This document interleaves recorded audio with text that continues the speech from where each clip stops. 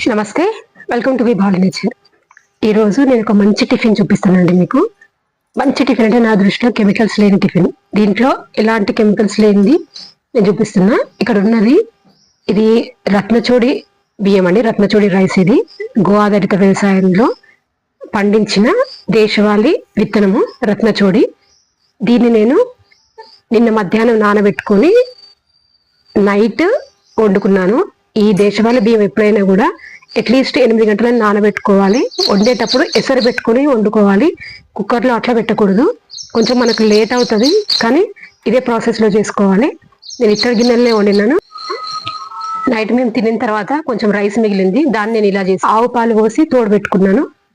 కొంచెం ఎక్కువనే ఒక 2 గ్లాసుల పాలు పోసేసి ఒక పెద్ద స్పూన్ తోటి ఒక స్పూన్ తోడు పెట్టేసి దానికి పైన ఒక క్లాత్ కట్టేసిన.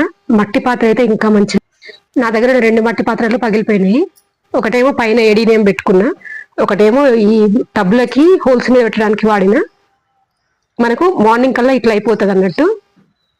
దీంట్లో మనం కొన్ని వాటర్ వేసుకొని, మనకు కావాల్సినంత ఉప్పు వేసుకొని, కొన్ని ఆనియన్స్ వేసుకొని, పచ్చిమిర్చి పెట్టుకొని తింటే చాలా బాగుంటుంది టేస్ట్.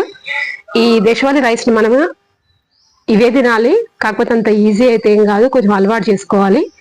డైరెక్ట్గా తినడం కన్నా ఇట్లా మనం ఇట్లా పెరుగన్నం లాగా కానీ, లేదంటే పర్వాన్నం లాగా మనం బెల్లం వేసి చేస్తాం కదా, అట్లాంటివి అయితే బాగుంటుంది. నా దగ్గర రెడ్ రైస్ కూడా ఉన్నాయి. అది రెడ్ రైస్ తోటి నేను ఎక్కువగా ఈ బెల్లం వేసి చేస్తాను. టేస్ట్ చాలా బాగుంటుంది అది కూడా.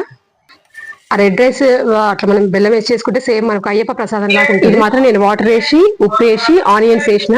ఇప్పుడు దీన్ని ఒక చిన్న మట్టి కుండలోకి తీసుకుంటున్నా. యాక్చువల్ గా మనం తోడు పెట్టేటప్పుడు ఇట్లాంటి మట్టి పాత్రలు అయితే ఇంకా మంచిది. పెద్దది నా దగ్గర లేదు కాబట్టి నేను వేయలేదు. ఇట్లా వేసుకున్న తర్వాత ఇది మన పైన తీసుకొచ్చుకున్న పచ్చిమిర్చి, ఈ పచ్చిమిర్చి సైడ్ పెట్టుకొని తింటే దీంట్లో నూనె అవసరం లేదు, ఏది అవసరం లేదు, చట్నీ అవసరం లేదు, అవసరం లేదు. సూపర్ టేస్ట్ ఉంటుంది నిజంగా. కాకపోతే ఈ పచ్చిమిర్చి మనం పండించుకునేది అయితే ఇంకా మంచిది, ఎందుకంటే ఎక్కువ ఘాటు ఉండదు, టేస్ట్ ఉంటుంది. మనకు బయట తెచ్చుకునేది ఏంటంటే నాలుక చురుమంటది కానీ అంత టేస్ట్ అనిపించదు.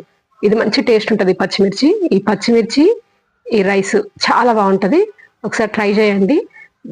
దేశవాళీ రైస్ తెచ్చుకోండి, ఒకేసారి ఎక్కువ మొత్తం కాకుండా కేజీ అట్లా తెచ్చుకొని, కానీ నానబెట్టడం మాత్రం కంపల్సరీ. నానబెట్టుకొని వండుకోవాలి. ఇప్పుడు మనం మట్టి పాత్రలు తీసినాక గిన్నెలుగా దీన్ని కూడా మనం వదిలిపెట్టాం కదా, ఇంట్లో వాటర్ పెట్టేసి ఇప్పుడు నా కిచెన్ బండ్కి ఉన్న మొక్కలకి నేను పోసేసుకుంటా. ఇది బొడ్డుమల్ల చెట్టు, అక్కడ 2 శంకుపుష్పి ఉంటాయి. దీంట్లో యాక్చువల్గా మల్బరీ ఉండే, చాలా పెద్దగా ఉండే. మొన్న సమ్మర్లో ఒక 2-3 డేస్ ఊరు వెళ్ళినందుకు మొత్తం పోయింది అది. దాని ప్లేస్లో నేను కరివేపాకు చెట్టు పెట్టుకున్నాను. నేను ఇప్పుడే చిన్నగా ఉన్నాయి. ఇలా మిగిలిపోయిన అన్నాన్ని పాలు పోసి తోడు పెట్టుకోవడం చాలా మంచిదని అందరూ తెలిసే ఉంటుంది. కాకపోతే నేను ఎందుకు స్పెషల్గా చూపిస్తున్నాను అంటే, ఇక్కడ మనం వాడింది దేశవాళీ రైస్ ప్లస్ మనము తోడు పెట్టింది ఆవు పాలతో కాబట్టి. ఇదండి ఈరోజు వీడియో బాగుంది అనిపిస్తే తప్పకుండా లైక్ చేయండి, షేర్ చేయండి, సబ్స్క్రైబ్ చేసుకోండి. సెలవు.